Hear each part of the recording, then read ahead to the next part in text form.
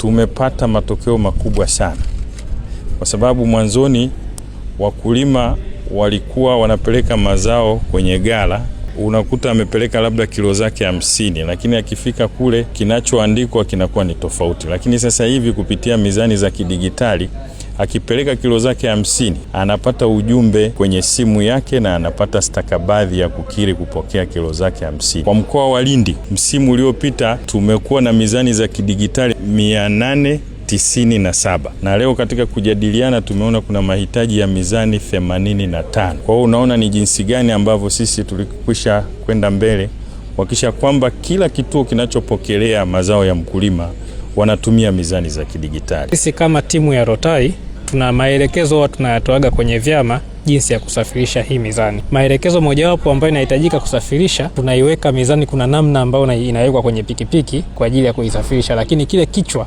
au indicator ambayo ipo pale juu inatakiwa itoke na inaingia kwenye box maalum ambalo unaposafirisha unasafirisha ule mzani kwa uimara ambavyo inatakiwa na inafika vizuri tu kwenye maeneo husika.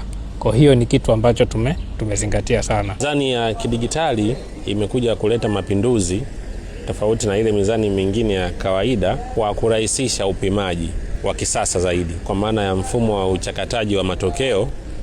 Mhusika au mpimiwaji wa mazao kwa maana ya mkulima anao uelewa wa kutosha kwa kile kinachoonekana pale mbele, tofauti na mizani ya nyuma ambapo kwa asilimia kubwa ilikuwa inafanywa na yule anayekupimia. Kwa anaweza akakufanyia udanganyifu bila wewe kujua. Changamoto chache ambazo zilijitokeza hususan kwenye vitendea kazi kama solar power kwa ajili ya kuchaji, tumewasisitiza namna ya kuboresha zile mizani hususan pale vinavyohitaji kupata chaji, lakini pia kwenye upande wa simu ambazo zinatumika, printer kwa ajili ya kutoka risiti, zote tumeainisha na wao wamezichukua na wamepokea kwa ajili ya kuendelea kuimarisha kwenye mfumo wa upimaji wa mizani za kidigitali.